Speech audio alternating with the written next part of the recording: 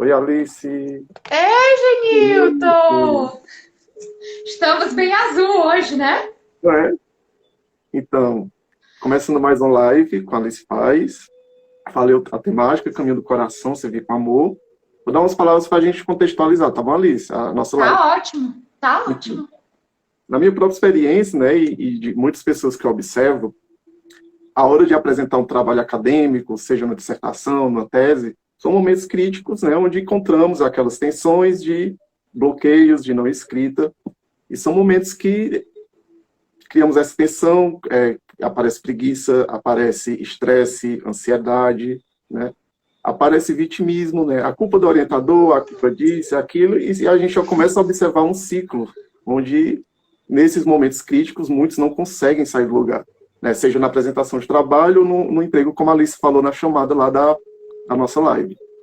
Então, é um caminho, né, um momento crítico de autodescoberta, é aquele momento onde a pessoa pode parar, ficar presente, e antes de remediar o que é uma ansiedade, né, o que é um estresse, tomar remédios ou medicinas para tirar esses momentos de tensão, é um momento muito precioso para descobrir o que está por trás disso, e naturalmente a pessoa servir relaxada e servir com amor, né, como é o caminho do coração. Então eu chamei aqui a Alice Paz, minha queridíssima Alice Paz, irmã de jornada, de caminhada, e vou passar a palavra para ela agora. Como é que você experienciou na tua vida, Alice? E nas pessoas que estão ao teu entorno, dos teus pacientes, o que é servir com amor, Alice?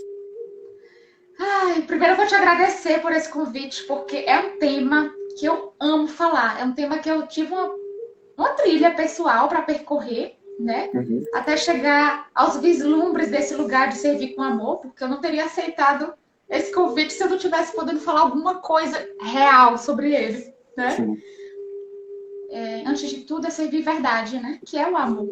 Então, estou muito feliz com esse convite. Sempre que ocorre a oportunidade de eu partilhar um pouco sobre isso, faz vibrar profundamente o meu coração. E é um tema, sabe, Genilton? É um tema no consultório, é um tema que está ganhando um lugar de urgência no mundo, por toda a crise coletiva que a gente está vivendo, né? E a crise, como você bem já começou a live explicando, a crise é um momento que dói muito, rasga. Mas esse rasgar abre também o coração. Olha quem tá chegando aí, os bruxos. Mua! Abre também o coração para a gente ver coisas mais profundas, dons, talentos, nãos que a gente tem para compartilhar esses dons e talentos. Porque se fosse tão fácil assim, né, a gente seguia ali a bula de algumas chamadas de outdoor, de alguns cursos. Vamos lá, vamos servir amor, é isso aí. Se fosse fácil assim, às vezes eu tô com o aparelho já repleto de dons e talentos ali aguardando para ser descoberto, mas eu tenho muitos nãos. Eu tenho nãos para mim, eu tenho nãos para o meu pai. E o mundo nada mais é do que papai e mamãe estendido. Eu lembro de uma vez que uma moça aqui em terapia perguntou assim: ai, Alice, a gente tem que mexer mesmo em mãe e pai de novo? Que saco. Eu disse: olha, se você estiver feliz, estiver bem, sem nenhum sintoma, a gente não precisa mexer nisso, não. Pra quê? Mas você está me dizendo que não está conseguindo se desenvolver em algumas áreas. Então a gente vai ter sim que mexer em mamãe e papai para poder abrir e ver se você manifesta isso. Não é diferente com o propósito de vida, que é servir com amor, né? Primeira coisa que eu sinto de falar, sabe, Genilton, esse tema ele tá em voga, né? Uhum. Que bom. Tem muitos cursos bacanas surgindo sobre isso, tem livros, tem chamadas, tem lives como essa nossa, tem muita coisa bonita chamando a gente para olhar para os nossos dons e talentos. Agora, eu sinto que nós temos que ter um cuidado para não idealizar o que é o propósito. Sim. Nossa, quando eu encontrar o meu propósito, eu vou fazer isso, eu vou fazer aquilo, eu vou ganhar muito dinheiro, eu vou circular o mundo inteiro. Porque essa idealização, muitas vezes, torna essa meta num eixo de perfeição tão alto. E se eu tiver com a autoestima fragilizada, então ali vai ser quase uma outra vida para eu chegar lá. É tão alto, é tão perfeito, é tão ideal, que eu não me vejo em condições de dar o primeiro passo. Eu vou dar o primeiro passo por onde? Sim. É algo que Sabe? fica cristalizado, né? Fica cristalizado. É que nem o Romeu e Julieta, só que no nível profissional. A gente não tem o Romeu e Julieta para o campo do amor, temos Muito também o bom. Romeu e Julieta para esse campo do trabalho, né? A gente vê, por exemplo, que nós não temos uma educação que favoreça a manifestação de dons e talentos. Não temos. Eu ouvi esses dias algumas pessoas dizerem, nossa, vai levar 20 anos para a gente recuperar os prejuízos na educação que a pandemia causou. E aí opa, que prejuízos?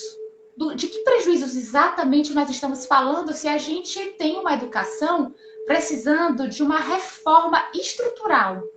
Uma educação que foque menos na competição e realce mais os dons e talentos de cada criança ali. Que dê mais lápis colorido, que dê mais possibilidade de apresentar um trabalho, que ofereça mais chances de cada um verbalizar a sua verdade, o seu presente para o mundo, a sua criatividade, né? No espaço primeiro social que ela, segundo social que ela tem depois da família, que é a escola. Então, eu acho que esse é o momento que nos dá essa oportunidade, sabe? De repensar o sistema educacional profundamente e já desde o início abrir caminhos, abrir espaços para essa criança mostrar o que ela trouxe. Porque ela trouxe. Ela trouxe. E de que forma ela pode colaborar com todos, né? Não ir para da competição, mas da colaboração com o que ela veio fazer aqui no mundo. Ô, Genilton, perfeito. E aos poucos tirando o foco da competição, porque a competição é um fruto da concepção da individualidade. Eu tenho que estar sempre correndo mais do que o outro, eu tenho que estar sempre ganhando mais do que o outro. Então, tirar competição por colaboração, trabalhar junto. Se a gente for na raiz dessas palavras, vai encontrar tanta coisa, né? Colaboração. Eu não sei onde você estudou, mas onde eu estudei, até que não era tanto assim. Era até uma escola que procurava incluir várias possibilidades de expressão. Mas ainda a escola que eu estudei tinha essa coisa, a turma dos melhores para o vestibular, você tem que passar no vestibular. Eu, por exemplo, fui muito incentivada a fazer medicina por conta das minhas notas, e eu realmente coloquei medicina como primeira opção. A psicologia eu fui descobrir depois, acredita? Acredita? E era algo que, desde criança, era natural para mim ouvir. Criancinha, eu era muito procurada para ouvir as pessoas. E aí, como eu não tinha pensado sobre isso profissionalmente, porque medicina dava mais status, dava mais dinheiro, eu tinha nota para isso, então eu fui por ali. Teria dado certo? Acho que sim, porque são pessoas também. O que traz também para a gente o convite de olhar que nós somos muito múltiplos em dons e talentos.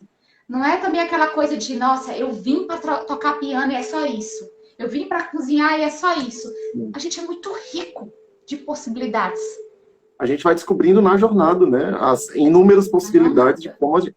Você tocou em dois pontos bem importantes na tua fala, que, Alice, que, primeiro, eu estudei no colégio, a maior parte do tempo, num sistema religioso muito rígido. Então, além da rigidez, né, da forma como eu recebi o que é a informação do que é prosperar, né, eu quero prosperar. De profissão para um dinheiro, ganhar um dinheiro. Tinha um sistema religioso que era estudar com um propósito que não era o da minha natureza, digamos, né, nesse momento. E muitas pessoas passam por esse caminho também, né, até descobrir que aquele ponto lá que começa a ficar rígido, lá no final, é muito dinheiro, ou é para servir um sistema religioso, acaba tolhendo, né, e tornando rígido esse caminho de descobrir o que eu vim fazer nesse momento, né, o que eu posso revelar de forma colaborativa nesse momento. O que eu posso revelar? Para revelar qualquer dom e talento para eu servir isso em forma de trabalho e ganhar o dinheiro justo. É legítimo que eu ganhe dinheiro com algo que eu sei fazer? Sim, claro. Eu preciso primeiro iniciar um processo anterior, que é da autorrevelação. Me revelar a mim, entrar em processos mesmo, ferramentas diretas de psicoterapia, meditação, constelação familiar, tudo o que me levar para me olhar mais profundamente, né, Genilton? Porque se a gente for olhar de novo no campo educacional, se a criança era canhota, há bem pouco tempo atrás, era palmatória. Parecia que era só uma castração ali na mão, né? Mas não era. Toda uma afetividade bloqueada em torno de algo que era natural do corpo dela se expressar com a mão esquerda. Eu estou citando esses exemplos, e se eu estiver falando muito rápido, tu me fala. Mas eu tenho muita coisa para compartilhar sobre esse assunto. Eu vou pegar só um link, Alice, te perguntar o seguinte. Você falou da palmatória, né? Então, tem N formas de palmatória. Tem a psicológica, né, que é verbalizada. Aí eu te pergunto, de que maneira a criança vai acumulando isso, né, essa palmatória, o que foi verbalizado, decisões dos pais, né, que porventura foram, né, injetadas na criança. E eu te pergunto de que forma essa palmatória vai acumulando no corpo e vai tornando mais rígido essa forma de doar com amor na fase adulta. Perfeito. Tu foi bem num ponto que eu recebi muita instrução sobre isso, as couraças do corpo, as marcas que o corpo vai guardando desde criança, sobre as coisas que eu escuto dos meus pais, que eu escuto na escola. Olha, isso aí não dá dinheiro, não. Negócio de cantar, de fazer desenho, não. Vou dar um exemplo de uma moça que chegou aqui. Como faz muito tempo, né? Não tem perigo de ela ser identificada. Ela estava com quadro de depressão, ela estava com mais ou menos 21, 22 anos, e ela amava desenhar desde muito cedo. Só que a família dela era toda de fisioterapeutas, tinha essa marca, e ela deveria seguir a tradição.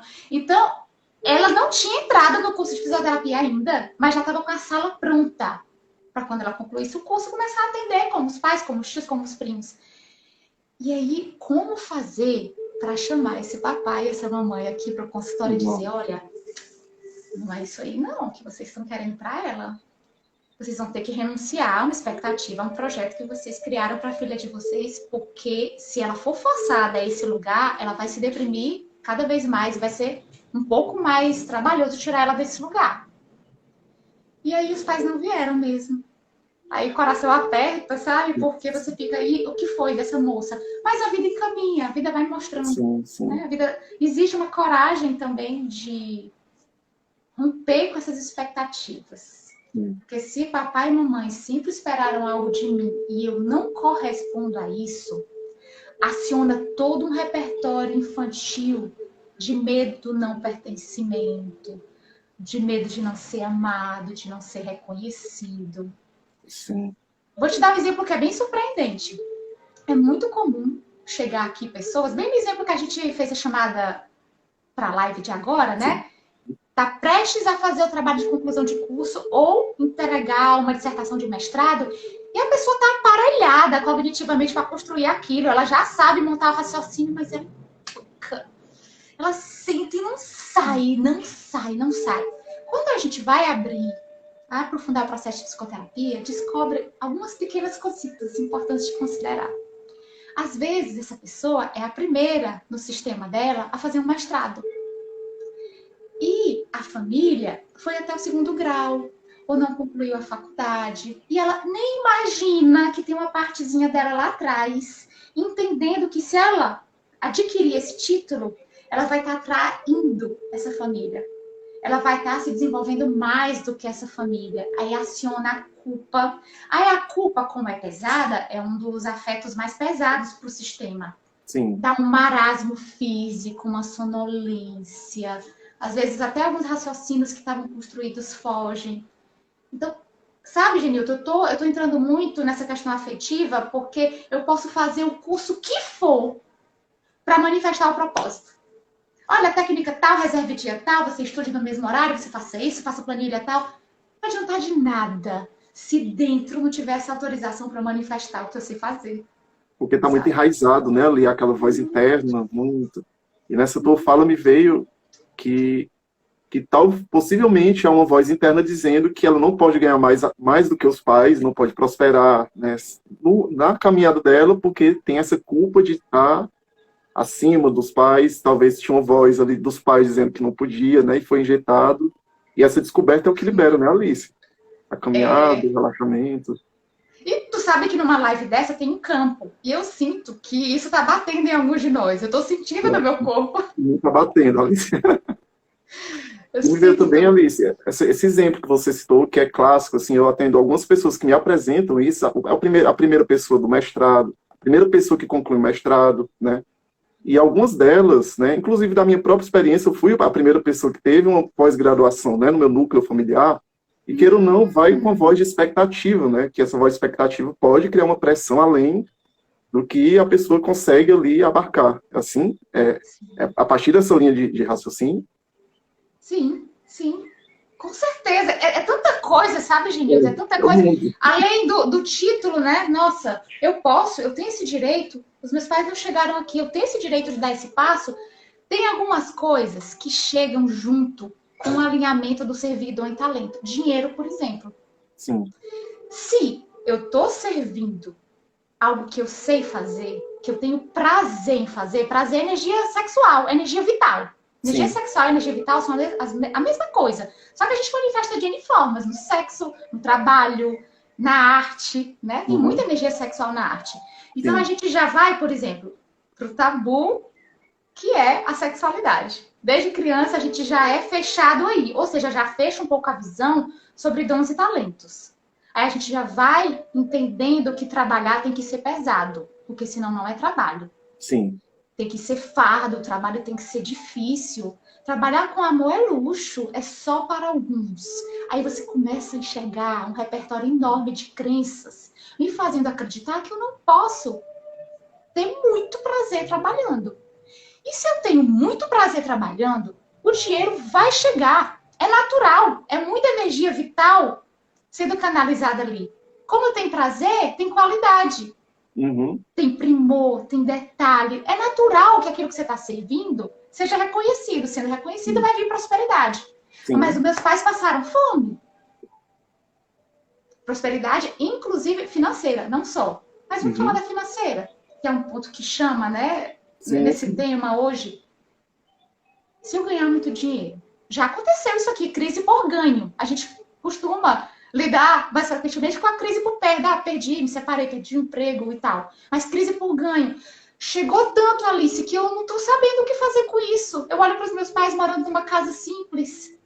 E eu tô podendo comprar um apartamento no local que eu sempre sonhei. Eu não me sinto no direito. A pessoa não sente, né, o dinheiro, não sabe nem o que fazer, não sabe como conduzir ali. E às vezes se deprime. Imagina. Às vezes se deprime por isso. Eu vou te dar um exemplo, por exemplo, que traz a gente para dissolver um bocado de crença em torno do que é prosperidade. Que, quando a gente ouve essa palavra, só ouve a questão financeira. Mas eu soube de uma moça aqui que ela estava assessorando um político e ela ganhava muito dinheiro para não fazer nada. Era aqueles cargos arranjados, né? E aí ela passava o dia tendo que jogar paciência no computador. Era o que ela via de mais imediato para ser um escape da angústia que ela sentia de inutilidade. O que eu Certo. estou fazendo aqui?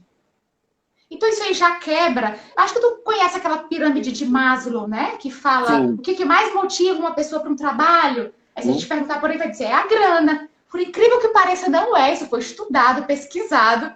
O dinheiro está lá no topo, é um dos últimos. O que mais motiva alguém a um determinado trabalho é a base maior, que é o reconhecimento. Né? Então, essa moça, nem de longe, ela não ia ter nada além daquela grana quantitativa, mas sem nenhum significado mais profundo para ela. Tava ficando pesado acordar para ir lá. O que tu faz? Percebe? É algo existencial. O servir com amor não é um tema fofinho, poético, Uhum. embora tenha sua beleza. É uma questão de saúde. Eu imagino, Alice, que assim, são informações tão bem enraizadas, essas crenças, né, de que é só o dinheiro, somente a perspectiva do dinheiro, o foco só o dinheiro, que, por exemplo, se perguntar a uma pessoa que está num bom emprego, que está sendo bem remunerada, e se perguntar para ela o que que você sente no coração, e se ela sentir no coração que tem que sair do emprego, imagino que deve ser um momento muito difícil para ela, bem desafiador, né? Porque nós não fomos levados a acreditar que o coração, né, aquele sentimento do que eu estou fazendo aqui responde, dá muita resposta, né, sobre que caminho ir, do que eu estou fazendo, será que está alinhado com o meu propósito, né, com o meu servir, e não somente o dinheiro. Aparecem esses casos para ti de pessoas que sentem no coração e entram nesse canto de indecisão sobre que caminho tomar? Parece. É muito comum, inclusive. E além de ser comum, é um processo que exige muita atenção por um tempo, sabe? Porque é necessária uma coragem tremenda para correr o risco de começar do zero Sim. e seguir o que teu coração está dizendo para você fazer. Não é só um sair do trabalho, é um rompimento com um padrão organizacional, com um padrão cultural familiar, com um padrão cultural coletivo de qual é a profissão de sucesso. É um rompimento com essa idealização do trabalho, do propósito, É uma sabe? morte, né? É uma morte. Pronto. Chegou no ponto. É uma morte. fazer essa transição, ela pede muita delicadeza, sabe? Em acompanhar essa pessoa, incutir muita coragem, porque é uma transição que vai exigir dela tudo que ela tem de coragem para fazer. E ao mesmo tempo também é simples. Como? Decisão, uma decisão. Mas você já falou. Eu tô lembrando de uma vez que, por algo, hoje eu tô sentindo de bater muito nesse ponto da idealização do propósito, sabe? Do que é sucesso. É só ser médico? É só ser engenheiro? O que é? É só ser advogado? Qual é a ideia que eu tenho de sucesso? E aí eu lembro, eu adoro pipoca. Então eu tô sempre comprando pipoca em algum lugar. E uma vez eu fui num cara que eu pedi uma pipoca, como eu sempre peço, e ele aparelhou aquele carrinho dele de uma forma tão especial. Nem era pandemia na época, ele tinha um álcool em gel no carrinho dele. Os saquinhos de pipoca eram uma coisa artesanal, bem bonitinha. O atendimento dele, o modo como ele se comportava, era tão especial, ele estava tão encaixado naquele lugar de pipoqueiro que eu chorei. Eu fui comer a pipoca chorando. Então, ali não era só a pipoca era só um instrumento cognitivo que eu precisava para receber tudo que eu recebi dele ali, amor. Eu me nutri de amor através daquela pipoca. O carinho dele. O carinho, a presença dele. Assistir ele fazendo a pipoca era lindo. Ele estava perfeitamente encaixado nessa atividade que não é tida como a atividade máxima de sucesso no mundo. Então, sempre que eu vou fazer uma live dessa, sabe, Genilton, eu faço alguns minutos de meditação para ver qual é o foco. E eu tô sendo fortemente arrastada para esse lugar de trabalho a desidealização do propósito. Não é quando aquilo chegar daquele jeito, a sala perfeita. É agora. Agora. Com o que tem? Eu lembro que quando agora eu vou te deixar perguntar, porque é a segunda vez que eu não te deixo perguntar. Não, eu vou pegar um link aqui, esse exemplo da pipoca me deixou muito claro, de um exemplo que eu recebi agora, recente, né? Era sobre propósito, que a pessoa estava falando. Então ela falou assim, o propósito nesse momento é aquilo que você consegue fazer bem para o bem-estar dos outros, né? E ele citou esse exemplo do pipoqueiro, que eu tô até arrepiado aqui, você falando, parece que é a mesma história. Ele falou assim, ele observou também o pipoqueiro. E qual era o diferencial desse pipoqueiro? Junto com a pipoca, ele ofereceu um lenço, porque sabia que a pessoa ia sujar a mão de manteiga, de sal. E ele se conectou que o pipoqueiro estava oferecendo, além da pipoca, um bem-estar, né? Era o carinho. Lindo, era esse momento, era essa delicadeza, né, que a gente pode oferecer e abrir esse portal mesmo do amor, do servir com amor não muito romantizado, não muito idealizado, né, como propósito, como você bem citou. Que lindo. Lindo, né? É isso. É isso, né? Por exemplo, aqui esse canal Ilumina Acadêmico, ele nasceu de um momento de crise também interna minha, onde estruturalmente não tinha, né, pelo menos da forma como eu estava idealizando, de que forma eu ia ganhar dinheiro, porque eu tinha uma bolsa de pós-doutorado antes. Então, se abriu um buraco, não tem mais bolsa. Ok, Genilton, o que é que eu vou fazer? Não tinha oportunidade de emprego, para ser professor. Então, vamos seguir. Vamos trabalhar a comunicação. E naquele meu momento, era o meu propósito, né? Trabalhar a comunicação, tirar couraças de vergonha, de orgulho, né? Aí eu vou aproveitar isso que eu contei e perguntar para ti, né? Em que momento a gente pode observar o servir? É um momento de crise, a gente observa ao redor o que está acontecendo na vida, de que forma isso pode se materializar de forma que a gente avance para um canto desconhecido. Uhum. Vou já responder, vou só responder alguém que está perguntando aqui, projeto social, igualdade para todos. Sim, nós somos de Fortaleza, mas hoje não tem mais isso, né? Com online, nós somos universais. Depois manda mensagem para a gente. Projeto social deve ser alguém que está nesse caminho, né? Do serviço Sim. mais coletivo. Uhum. E aí, Genilton, essa pergunta que tu fez é muito interessante, porque para que eu possa servir de acordo com o que está realmente sendo necessário no momento, há que haver uma certa disponibilidade para algo fora. Ou seja, eu preciso minimamente ter avançado nesse processo interno do narcisismo para o altruísmo. E isso não é algo que eu faço só porque eu tenho que fazer. É um processo de maturação interna. Muitos de nós estamos com 30, 40, 50 anos, mas a gente está fixado na fase infantil. Somos crianças. E não é aquela coisa simples de tirar um chip. Vou mudar o chip, pronto, esse aqui, agora colocar a informação. Não é assim, né, Alice? Não é mesmo.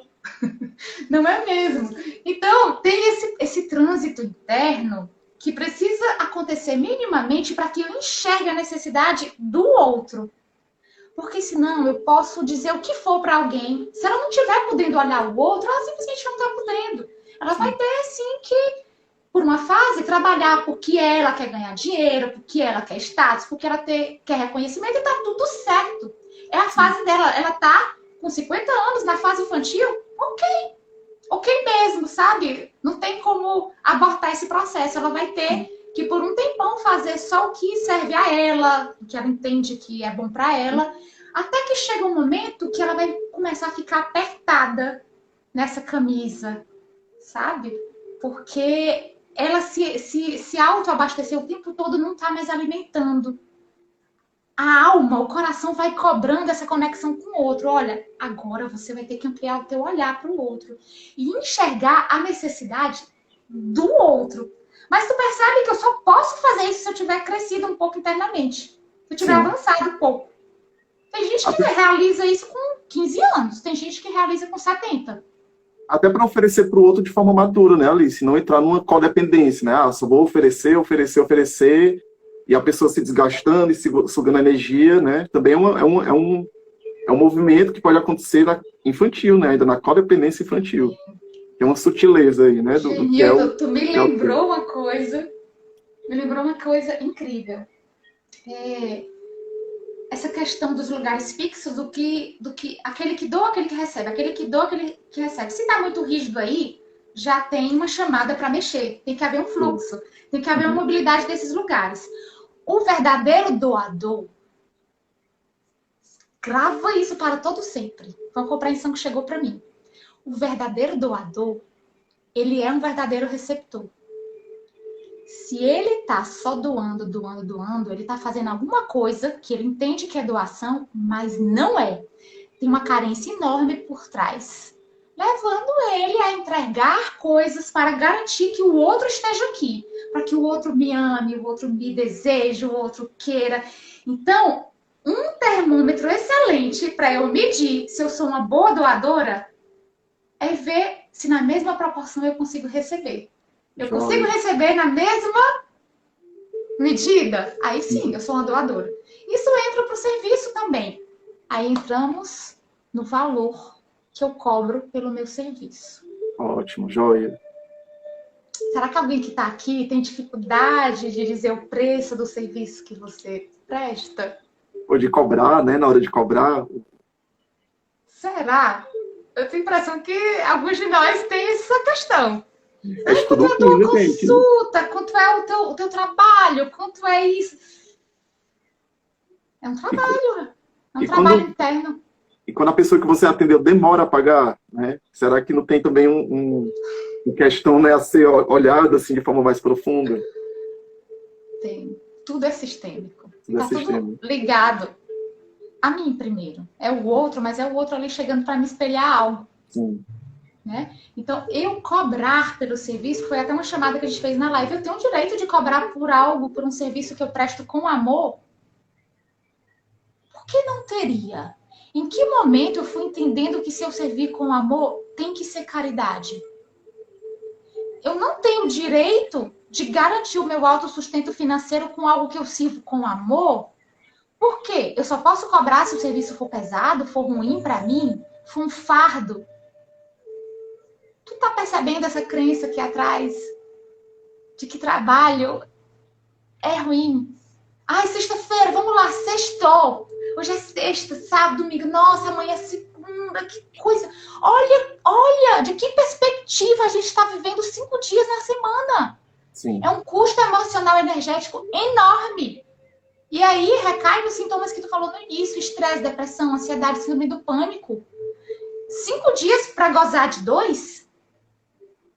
E já começa na segunda, criando a expectativa de chegar à sexta, né? Talvez nesse momento as pessoas nem sintam o servir, né? Já começa ali na segunda, sabendo que são 8 horas, já pensando na sexta, já pensando no dia de receber. E Pois fica sempre é. criando esse ciclo. Quando receber, ou quando chegar a sexta, né? Exato. Eu estou tentando sentir aqui uma forma de comunicar o impacto disso. Gente, isso não é vida. É sobrevida. Devido. A vida, ela se sustenta no prazer. Não é no prazer infantil, porque a criança também ela é muito sensório, né? É Sim. prazer o tempo todo. Ela vai por onde tem prazer e evitação da dor. É só isso. Mas não é disso que a gente está falando. É da vitalidade. Pronto, vamos fazer um exercício simples. Certo. Respirar. Inspira. E se você não estiver ansioso, você vai conseguir utilizar a capacidade máxima do pulmão. E você vai reter por alguns segundos. Nessa retenção, você vai experimentar um prazer. É um prazerzinho muito sutil na retenção.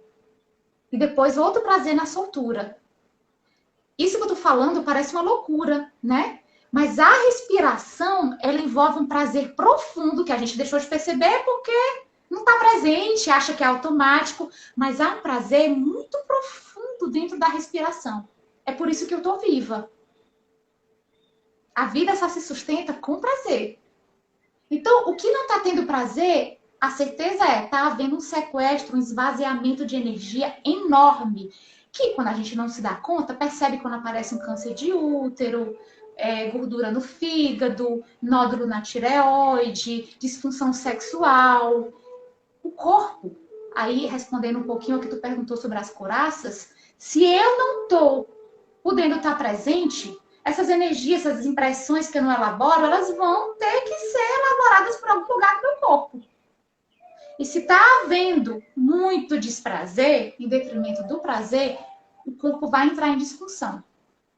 Às vezes a gente percebe um pouco tarde, mas ainda assim, recomendo para vocês um livro chamado A Doença como Caminho. Ótimo. Eu vou deixar na chamada da live. Pronto. A doença, ela é uma amiga no mais profundo. Parece loucura dizer isso, né? No mais profundo, ela vem dizer que você não está sendo fiel a você. Em algum lugar você está se traindo. E isso tem um custo para o sistema muito alto. Muito alto. Alice, eu vou aproveitar, estou sentindo aqui de te perguntar, e o que nos rouba desse momento que todos temos, que é o respirar com gozo, mas que muita gente não conhece porque no dia a dia é sempre convidado a não entrar nesse canto, né? Um canto mais superior, um canto mais profundo. Vou citar exemplos: muita internet, muito WhatsApp, muito Netflix, né? Muita conversa. De forma prática, como a gente pode despertar e mostrar para as pessoas que elas acreditam que é algo comum no dia a dia, mas que na verdade está roubando essa presença, esse momento de presença, porque na verdade ela está fugindo de algo, né? De dores, de coisas internas. Do que você pode tecer sobre isso? De medos, né? Medos. Eu sei que às vezes a gente firmar em 5 minutos de silêncio por dia, 5 minutos é difícil. Eu sei. Eu, por exemplo, sou muito acelerada. Então, eu sei que para muitos de nós, entrar nessa posição idealizada de meditação é um desafio enorme. Então, vamos começar, que é possível. Tente. Veja só. Você vai pegar algo, pegue algo. Presente no que você está fazendo, tá? Aí você olha com olhar de criança, como se você nunca tivesse visto. Você sente aquilo. Alguns de nós tá tomando alguns comprimidos de manhã, por exemplo, vitamínicos, né, para aumentar a imunidade e tudo. E tá acontecendo com muitos de nós, eu sei, de tomar o comprimido e acabou de tomar e dizer, eu tomei? Será que eu tomei?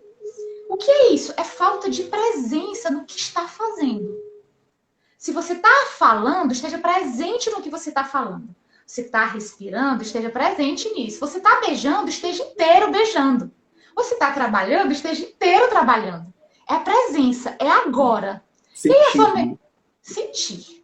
sentir. Porque aí, o passado e o futuro, que é o que rouba a presença, é o que sequestra a gente da experiência real, vai embora. E a melhor forma de vir para o presente é prestando atenção mesmo na respiração por alguns minutos. Você vem. Quem está assistindo aqui com a gente, pode fazer esse teste, gente. Se você fizer alguns minutos, você vai poder observar que não existe agora nenhum problema. Não existe. Hoje, 2 de fevereiro, 7:50. Aqui, nós nesse grupo, aqui agora, não há nenhum problema. Não há nada de errado. Ainda que as vozes possam dizer, sim, mas e amanhã? E a conta? E aquilo que aconteceu ontem? Tudo isso é voz. São os nossos inquilinos internos, que vão desde crenças a carências.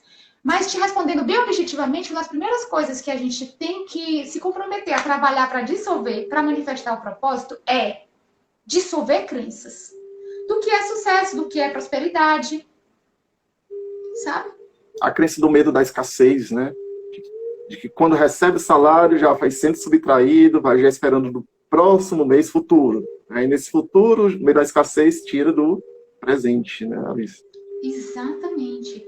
E nesse presente agora, exatamente hoje, você que talvez esteja com dificuldade, todo mundo que está conectado, né? De entregar aquele trabalho, de concluir aquela etapa que vai te dar um pouco mais de tranquilidade financeira, tranquilidade para estudar. O que será que se passa que você não consegue dar esse passo? Dica, vai olhar para os teus pais. Primeira porta. O que pode acontecer se você conquistar isso que você está esperando há um tempão? Talvez você precise sair de perto dos seus pais, você seja chamado para viajar, para fazer outras coisas. Ou talvez você venha ganhar mais do que o seu parceiro, do que a sua parceira. E o seu parceiro não está com a autoestima muito boa e ele pode não receber muito bem isso. Isso é muito comum. Pessoas que renunciam a determinados brilhos, porque estão casadas há muito tempo, dentro de um acordo que os dois têm que estar ali. Só que são dois, né? Você, na tua narrativa, você citou o meu despertar no momento que eu estava escrevendo a tese, né? Eu estava nesse movimento de bloqueio, não conseguia, estava muito tenso, não estava progredindo, e eu defendi 1 ano depois do prazo final. Esse momento, eu fui convidado a ficar comigo mesmo. E nesse momento, eu descobri algo que você falou, né? No meu caso, a tensão ela vinha da perspectiva do dia da defesa. Aí imaginava a banca me julgando, me criticando, me limando. Aí eu fui descobrir, olhar para trás, quem me criticava, quem me julgava, que voz interna é essa que estava ali. E foi um momento de despertar que eu estava no relacionamento, então saí, fiz o movimento de sair do relacionamento, saí também da casa dos pais e fui ficando comigo mesmo. E esse momento de tensão foi o clique assim, que eu precisei para avançar, mas como você bem disse desde o começo, tem uma raiz de tudo isso, né? Não é a banca, não é o orientador, são vozes internas que criam, né, e projetam, né? Perfeito! Perfeito! Quem é essa banca? Quem Papai, mamãe, mais quem? Quem está exigindo, né? Quem realmente está exigindo. Quem realmente está exigindo. Que leitura massa, Genilton, que tu conseguiu fazer sobre esse momento. Pois é. E daqui tem um canal Ilumina Acadêmico, depois surgiu, né? Gente, sigam, né? Ilumina Acadêmico, o Genilton, ele é muito comprometido com o que ele faz, né? Eu sinto isso. E aí eu vou aproveitar a oportunidade, Genilton. Tem uma pessoa aqui que entrou, que eu conheço, que é um exímio pianista. Ele teve o merecimento de ter uma mãe que o apoiava muito nos estudos de piano. Não é, querido? Posso dizer o seu nome? Ele está aqui com a gente, entrou agora. Mas eu tenho certeza que ele ouviu muito de que trabalhar com música não dava dinheiro. Negócio de música, vai fazer outra coisa, né? Ele teve o apoio dessa mãe. Mas outras pessoas, na condição dele, talvez desistam, porque não tem apoio de ninguém. A começar na família. E é compreensível. Às vezes a família está num momento difícil, não tem condições de abrir esse espaço. Sim. Mas ele teve, e hoje ele tem uma grande escola de música. Maravilha. Né? No Brasil, ele trabalha com piano e fazendo muito sucesso. É uma uma coisa que você entenda que tem muito mercado, nossa, como o Brasil dá um campo amplo para isso. Não, há lugares que dão um campo maior para músicos de qualidade. Mas eu tendo compromisso com a verdade do que eu tenho para servir, eu confio no que eu tenho para servir. Olha isso, é outra chave. Eu confio no que eu tenho para servir. Se eu confiar, em qualquer lugar do mundo, eu vou ter para quem entregar. Em qualquer lugar do mundo, eu vou ter para quem entregar isso que está pronto em mim. Só que eu só vou poder entregar, de novo, a partir do alto valor. Se eu tiver com a minha autoestima minimamente curada, com o automerecimento minimamente curado, porque senão eu não vou conseguir cobrar do outro a energia de troca, por exemplo, seja financeira, do dinheiro propriamente dito, ou uma troca de serviços, alguma coisa, porque Sim. eu tenho dúvida se o meu trabalho vale mesmo isso. Então, primeiro passo, eu sou a primeira a validar o meu trabalho? Se não sou, para de reclamar do chefe que não te dá um aumento.